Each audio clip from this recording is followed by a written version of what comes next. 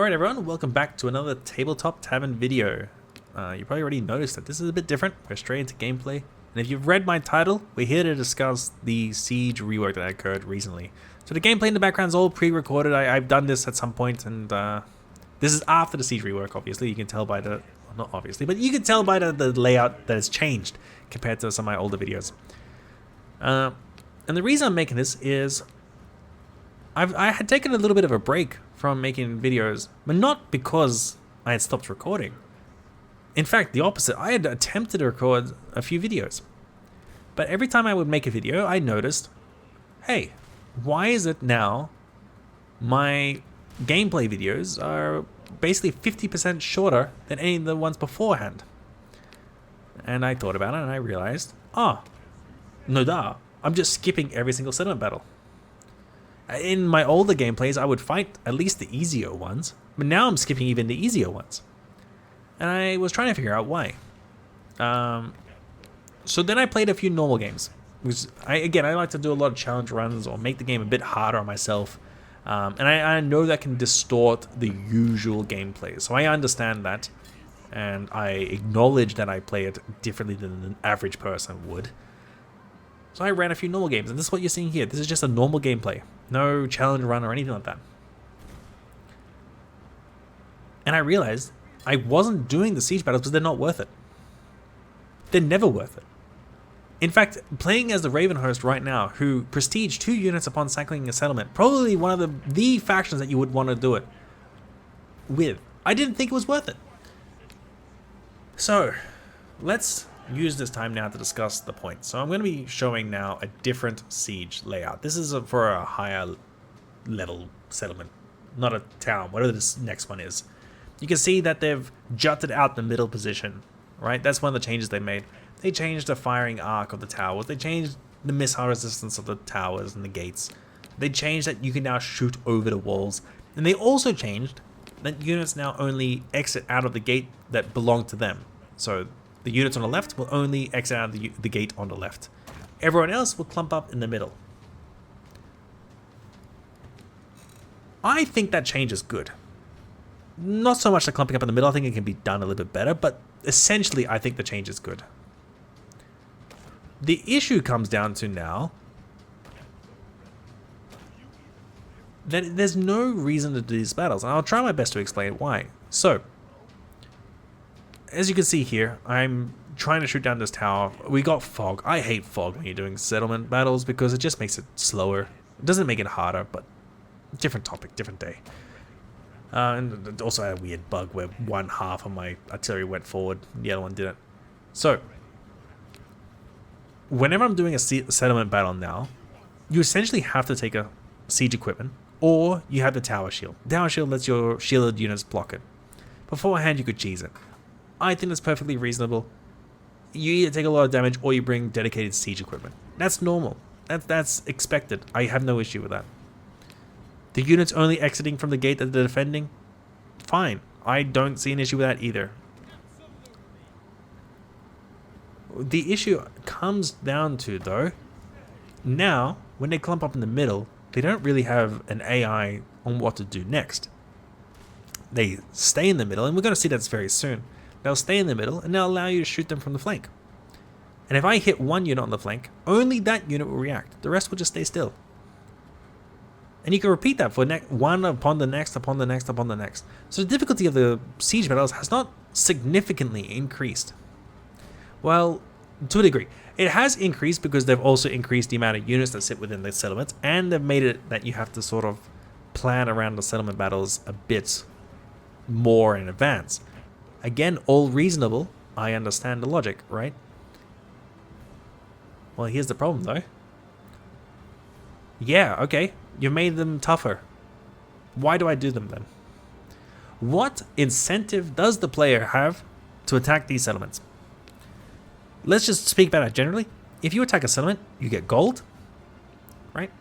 You can conscript a unit. So conscripting a unit would be, for example, if this is Iron Legion, they're not, they're Gruntkins, but let's say they're Iron Legion, then you get an Iron Legion unit. If they're Gruntkin units, you get an Gruntkin unit, right? And that's for free. You don't have to pay for it. That's conscription. You get the gold, conscription, and then you also get a piece of gear. That's it. That's all you get. If I were to do a regular battle, I would get a unit from my faction. Now I can recruit for free. I would get a potion. That's assuming you've done all the meta progression stuff. You will get a potion, and you get gold. Yes, the gold's a little bit less than what you get from a settlement, but not so significantly that it matters. In fact, I will have clips later of just how much econ you can get in this game. So then the question comes down to, okay, well, I'm getting it for gear. Clearly, that's what I want it for. But the gear in this game is not that good, honestly speaking. If you offered me a choice between a piece of gear, or like a random piece of gear, and a random potion, 99.99999% of the time, I will take a potion. Why? Most of the potions are good. And even if we got a bad potion, a potion sells for 5 gold in this game in God King difficulty, with all meta progression completed. 5 gold. Do you know how much a piece of gear sells for? 2 gold. Even by that logic, if I get the worst gear possible, or I get the worst potion possible, I can still sell them. I can still sell the potion for more. Okay, so I don't see a reason why I would do a settlement battle if I'm foregoing a potion.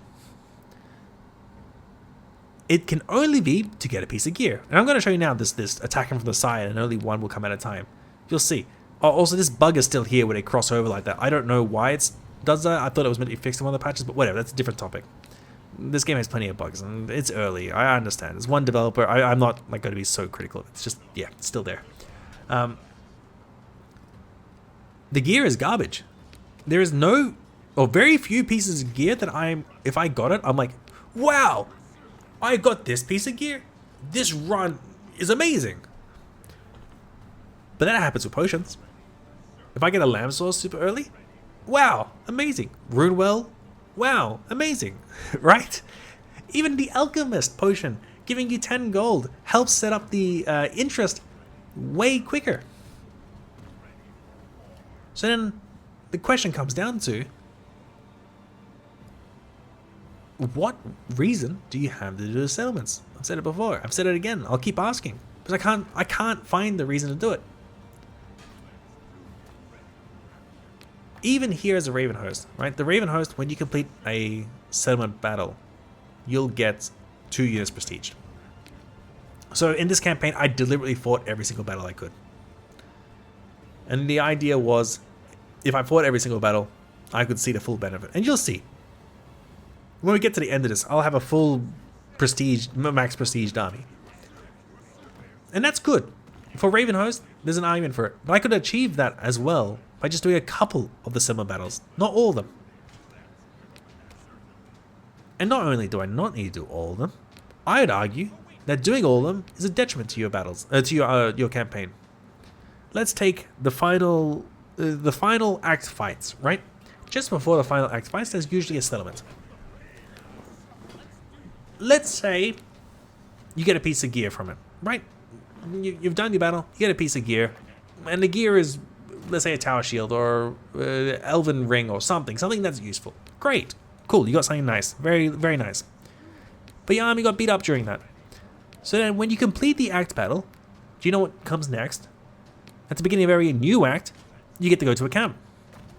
At the camp, you could either heal, prestige a unit, or scavenge for gear. And you know what the scavenge for gear thing does? It gives you a choice of 3. It gives you a choice of 3 gear or a potion. It's way better than what the settlement gives you.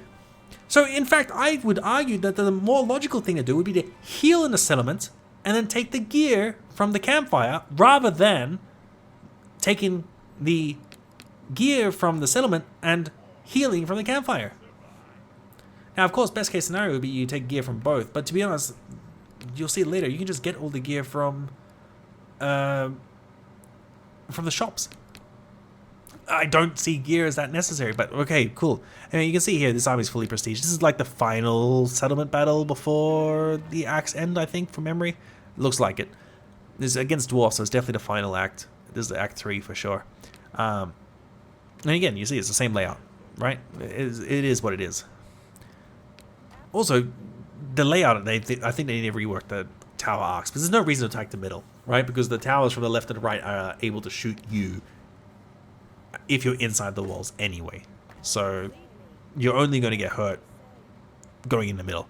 Therefore, the best option is always the flank. And always the overload one flank. Anyway, we've deviated a little bit from the topic. So on the final fight, unless it's the very, very final one, but even then, if it's the very, very final one, I would just heal. Just make sure you're healthy before that very last fight. I can't see any single piece of gear that's game warping enough compared to being more healed up. So that's fundamentally the issue. But there is no value to doing the settlement battles. And I don't like to make comparisons to other games, but I'm going to have to here, just for a moment. Indulge me for a moment here. Slay the Spire 2, right? This game is clearly heavily inspired by that, and nothing wrong with that at all. In Slay the Spire 2, the settlement battles would be equivalent to an elite battle. An elite battle is a normal battle, but you get a relic. Relic is the same thing as gear, essentially. And they're usually tougher. I would say they are tough. I wouldn't say usually, unless you got a particular build. So they're usually tougher, but they give you a piece of gear, a relic. But you know what else they do? They give you everything else you would have gotten in a normal fight. They give you gold. They give you a card choice, which is the same as like a unit choice. They give you potions. Slay the Spire 2 is a little bit different on how potions work, but they give you potions. Right? Everything's the same. Other than you also get a relic. So taking the elite choice has more value in Slay the Spire 2. Or Slay the Spire. Well, actually, I haven't played Slay the Spire 1 in a long time. I'm not going to comment on that one. So then, I asked myself, why do I take the fights in Slay the Spire? And the next answer I came to was, well, the loot you get, the relics you get, are way more powerful. There are relics in Slay the Spire 2 that you actively, there's a reason that you try and do the elite fights, because they're really, really good relics. There are not really good relics, gear in this game. And even if there was, let's say you really want a tower shield for some reason, you could just start the run with one piece. Not the one piece from One Piece, but you can start with a single gear piece, right? If I want the tower shield, I can just start with the tower shield. I'm not forced to gamble for it. I can get any single piece of gear I want. Slay the Spire doesn't have that. Slay the Spire, you have to gamble on it. And all the good gear pieces are luck to get. Alright, I'm just gonna, this next clip that's coming up, I'll show it here. So this is that Tale in the Forest one. And you can see I have over 300 gold. This is late into Act 3. If I wanted, I could just re-roll the relics. Right now I'm just gonna buy some units just to fill out my roster. But income is not hard. I don't know if you can see, I don't even have income relics. Those are relics that I've just gotten randomly through whatever, like events or stuff. The only quote-unquote income-based one would be the fact that I get the rare and uncommon ones a little bit cheaper, and Lucky Horseshoe makes better potions. And now, I think I end up just, yeah, I do roll for the chest. So if I do, at most, there are 3 settlement battles per act, which means 9 relics. If I roll this 9 times, it's the same as doing a settlement battle, each settlement battle. But I can roll this more than 9 times if I want. It's only 8 gold. 8 times 9, quick math, come on. 72. 72 gold. If you have 72 gold, it's actually less, by the way, because you could just sell each piece of gold. I move on, by the way. But it's less. And here, I'm playing the Iron Legion. Iron Legion lets you recruit units for free the first time. And then afterwards, as long as it's another Iron Legion one, you can repeat it over and over and over again. So I can fill out my army.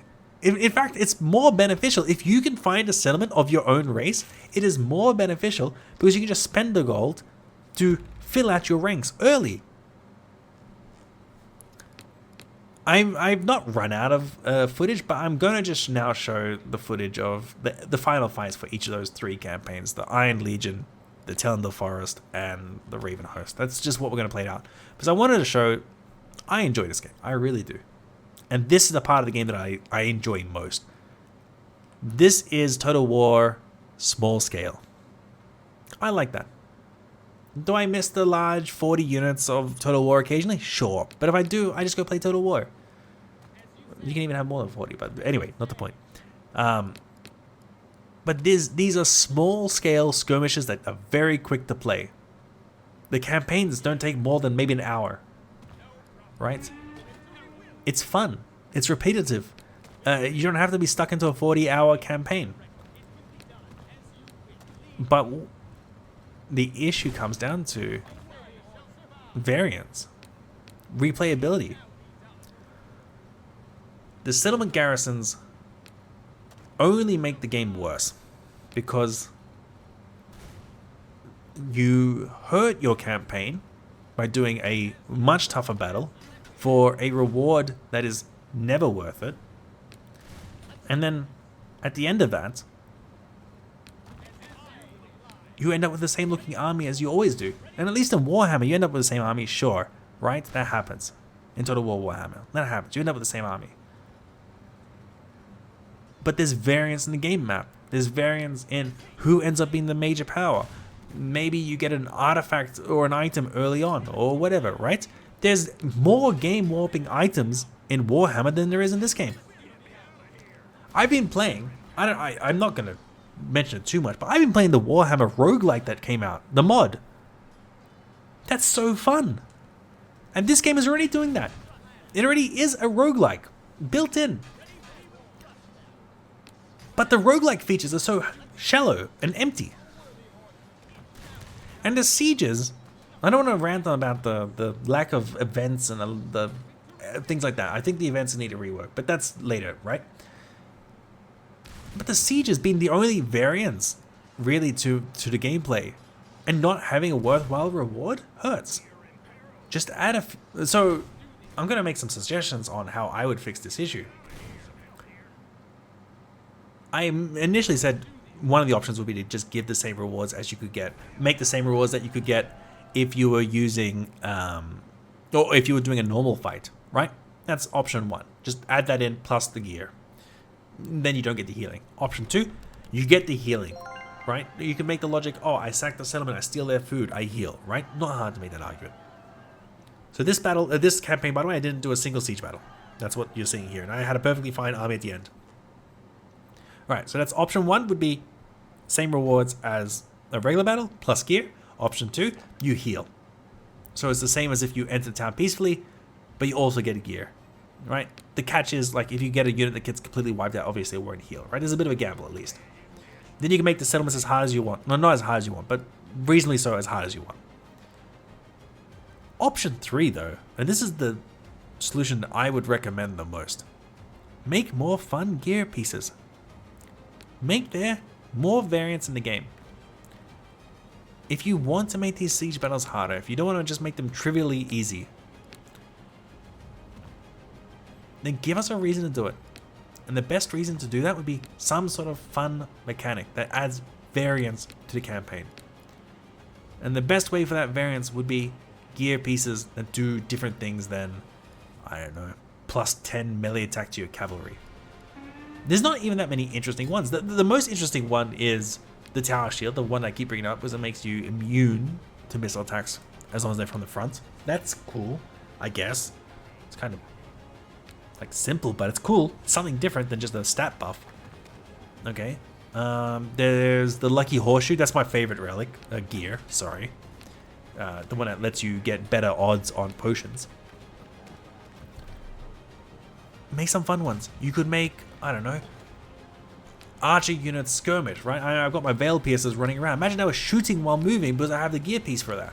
I could make a whole build around that. There's no variance currently. And I think that's the symptom of sorry, the siege battles are a symptom of that issue. I don't think I would have had as much issue with the siege battles if there's a reason to do them. If there was gear pieces that I'm like, yep, I really want that. Let's go get that. There's nothing like that. There's no reason for me to go do a siege battle currently. There's no piece of gear that I'm like, yeah, I really need that. There's not even pieces of gear that I'm like, that's fun or interesting. The most interesting thing are the units currently. And the best way to get the rare and interesting units? Potions. So you get the gold. Right? Even the final battles, you can't get legendary units from conscription. At least from what I can see. I've never gotten one from conscription. So the best way to get legendary units are from the final fight. So you need to survive the final fight. The fun so far is being drained, I think, when you add in this difficulty that forces you to have less options. There's less reason for me to do a settlement battle. Therefore, my campaigns are becoming all the same. I enter the town peacefully, heal. It's essentially just like finding a campfire. I move on, I fight, econ up, and buy my gear. Again, this is another campaign I did, not a single settlement fight, because I never had a reason to. And my army is still perfectly fine. I still have very good gear pieces. This here is my campaign where I did every single settlement fight. And I don't know if you noticed, my gear's not even that good. I didn't even get the ones, I got unlucky, right? Yeah, I got Tower Shield and the Turkey. People love the Turkey, by the way. It makes your archers anti-large. Okay, cool. My archer's going to shoot the bull goat guy. Also, I don't know if you noticed, I'm not running archers other than my berserkers. Because I just didn't end up with much of an archer army. Just how it ended up being. The gear that I got is luck-based. The best way to play around luck-based gear drops is to econ up and just gadget it essentially at the shops rather than doing the settlements. I don't want to keep ranting, so I'm gonna stop. I need to calm down a little bit. I think I've gotten my point across. And I hope my point has come across. And if the dev ever sees this, I love this game. I genuinely do. This has been so much fun. But I think this siege rework is a step in the wrong direction. At least when the sieges were easy, as much as it was kind of boring, it was basically a free heal plus a gear piece. There was arguments to do it. It was maybe you wouldn't do it on the later ones, right? When you said, and when I saw that they were going to be a little bit harder, I was like, yes, good, fine, do that. Oh, and you're going to fix up the AI? Yeah, sure, do that. But then I realized, okay, why am I doing them? At some point I did a couple of them for the fun of it, but they're not particularly fun either. I showed it earlier. They sort of just AFK in the doorway anyway. Or AFK in the middle. These land battles are the most fun.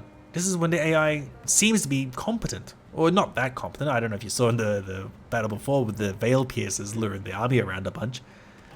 But at least there's things to do. They're not just camping and being picked off one by one. And maybe someone's going to say, oh, well then just attack the middle and fight it normally. And then your campaign will end. Especially on God King difficulty. Maybe if you get a really strong army early on, you can do that. But you could also just not do the settlement battles.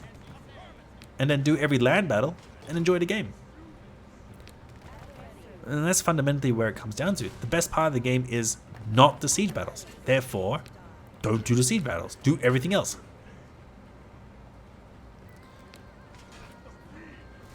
I didn't want to say this, but if I was asked to review the game right now, like give an honest review, say to someone, would I recommend playing this game? I'd say no. Honestly, I would say no. And then that hurt me to think about it. When I thought about that and I came to that conclusion, I was like, why am I saying no? It's because I enjoy this very specific niche style of roguelike plus Warhammer. Two of my favorite things, right? But even I'm realizing This is not a roguelike. Very loosely, it's a roguelike. It's roguelike by name and by design. But there's barely any roguelike features. They really need to just lean into it. You've got a good game here. Make some more variants. Make the runs diverse and different. Anyway, I don't want to rant anymore. If you have opinions, I'd love to hear them. Put them down in the comments below, and I'll be sure to read over them. If the dev ever sees this, again, I love your game. I'm not going to give it a review now, obviously. I would love to give it a review in a few weeks' time or a month's time when it's being polished a bit more. But at this stage currently, I don't know if I can. Anyway, thank you all for watching, and I hope you guys have learned a bit from this, and I look forward to hearing your comments on this below. Thank you all for watching, and I'll see you guys in the next video.